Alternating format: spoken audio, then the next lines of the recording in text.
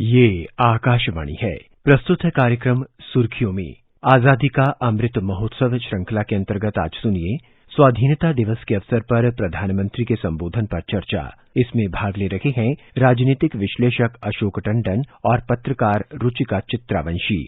आज प्रधानमंत्री नरेंद्र मोदी ने लाल किले पर तिरंगा फहराया और देश को संबोधित किया और अपने इस संबोधन में उन्होंने बहुत सारी बातें आज कही हैं, चाहे वो अमृत महोत्सव की बात हो, सैनिक स्कूल जो अब देश की बेटियों के लिए खोला जाएगा उसकी बात हो, चाहे किसानों का मुद्दा हो। टंडन जी, आपसे जानना चाहेंगे कि जो प्रधानमंत्री नरेंद्र मोदी ने आज बोला उसमें क्या खास बातें थी जो आपकी नजर में सबसे जरूरी हैं आज हमारे देशवासियों के लिए? प्रधानमंत्री नरेंद्र मोदी 2014 से लगातार लाल किले की प्राचीर से राष्ट्र के नाम संबोधन करते रहे हैं और उन हर संबोधन में प्रधानमंत्री ने अपने आप को देश की जनता और जितने भारतवंशी विदेशों में हैं उनके साथ अपने आप को कनेक्ट करते हैं और उनसे एक तरह से वार्तालाप करते हैं। और अपने भाषण में प्रधानमंत्री अपनी सरकार की उपलब्धियां, अपना विजन, उनकी विस्तृत जानकारी देते हैं। लेकिन इस बार विशेष इसलिए भी है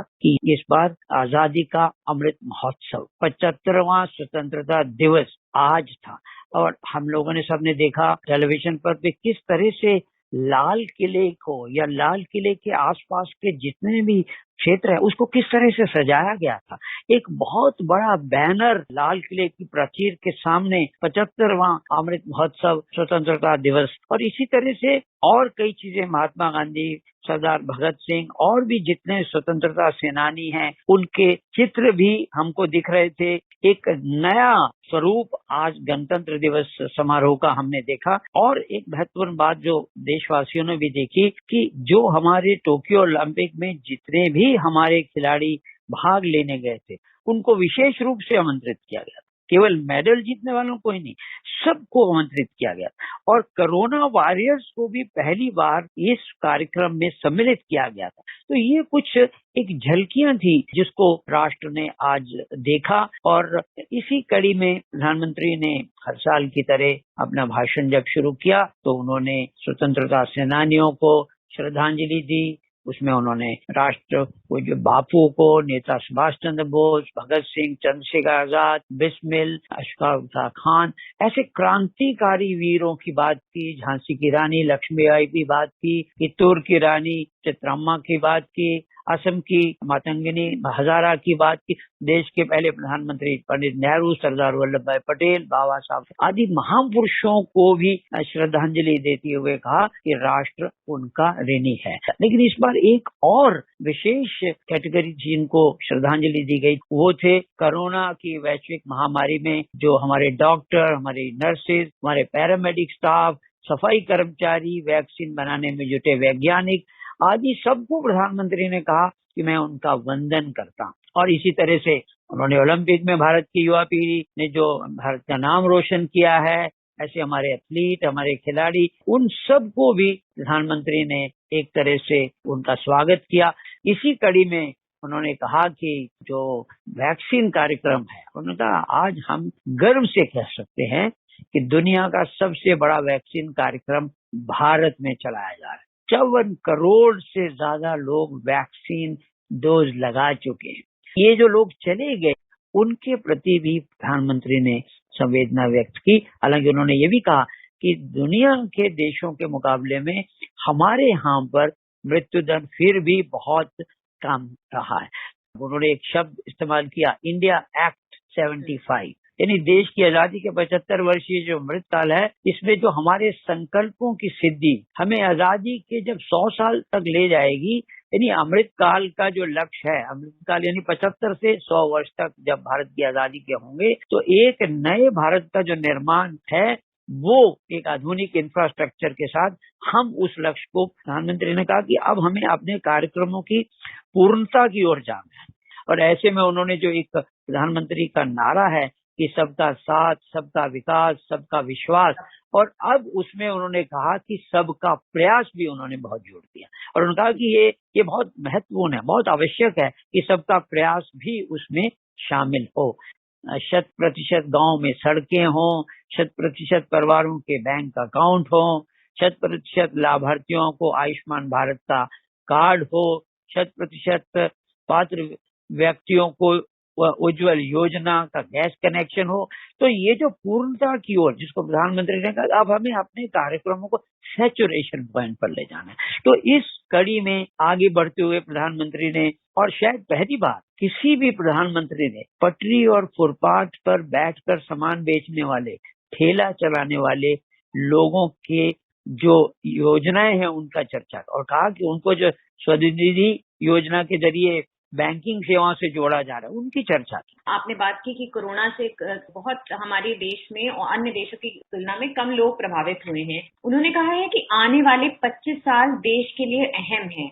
तो ये किस सिलसिले में उन्होंने ये बात बोली है? क्योंकि बहुत कुछ है जो हम करना चाह रहे हैं। आपने भी कितनी सारी स्कीम्स का जिक्र किया है। अभी कोरोना को लेके सरकार ने इस बार प्रधानमंत्री ने संबोधन में ये बोला है कि इसका मतलब ये नहीं है कि हम लोग आराम से बैठ जाएं, और इसका मतलब ये नहीं है कि हमारे आगे कोई चुनौती नहीं है। तो आगे आने वाले 25 साल देश के लिए अहम है, इसके बारे में थोड़ा सा बताएंगे? देखिए, प्रधानमंत्री ने कहा कि अब हमें अपने लक्ष्यों की प्राप्ति के लिए लंबा इंतजार नहीं करना है।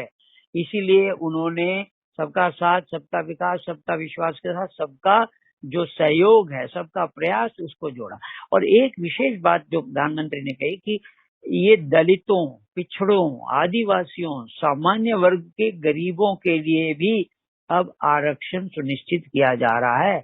और इसी कड़ी में उन्होंने जिक्र किया कि अभी हाल ही में मेडिकल शिक्षा के क्षेत्र में ऑल इंडिया कोटे में भी ओबीसी वर्ग का आरक्षण की व्यवस्था की गई है, और संसद में कानून बनाकर ओबीसी से जुड़ी सूची बनाने का अधिकार भी अभी फिलहाल कुछ दिन पहले ही राज्यों को भी दे दिया गया है। प्रधानमंत्री जब भी राष्ट्र के नाम संबोधन करते हैं लाल किले से, तो पूर्वोत्तर की चर्चा किए बिना उनका कभी भाषण पूरा नहीं। उन्होंने आज भी कहा कि नॉर्थ ईस्ट में जो कनेक्टिविटी का नया इतिहास लिखा जा रहा है, ये कनेक्टिविटी दिलों की भी है और इंफ्रास्ट्रक्चर की भी है। अब बहुत जल्द नॉर्थ ईस्ट के सभी राज्यों की राजधानी को रेल सेवा भी जोड़ने का काम पूरा होने वाला है। ये भी प्रधानमंत्री ने देश को आश्वासन दिया। और इसी कड़ी में एक्ट ईस्ट पॉलिसी के तहत प्रधानमंत्री ने ये भी कहा कि अब बांग्लादेश, म्यांमार और दक्षिण पूर्विया के देशों से भी भारत जो है, हमारा पूर्वोत्तर है, वो कनेक्ट हो रहा है। बीते वर्षों में जो प्रयास हुए, अब नॉर्थ ईस्ट में स्थायी शांति के लिए, श्रेष्ठ भारत के निर्माण के लिए उत्साहजनक अनेक गुना काम होना शुरू हो गया है। तो इस कड़ी में अगर हम बात करते चलें, तो प्रधानमंत्री ने लद्दाख की बात भी की, और उन्होंने कहा कि विकास की अपनी असीम संभावनाओं की तरफ अब लद्दाख आगे बढ़ रहा है। इसी कड़ी में जम्मू कश्मीर में भविष्य में विधानसभा के चुनाव की भी तैयारियां चल रही हैं।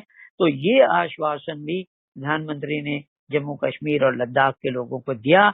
और एक बात प्रधानमंत्री ने कही कि समुद्र की भी असीम संभावनाओं को तलाशने में हमारी सरकार की महत्वपूर्ण योजना है। जो खनिज संपदा समुद्र में छिपी है, वो भी देश के विकास को नई बुलंदियों पर ले जाएगी।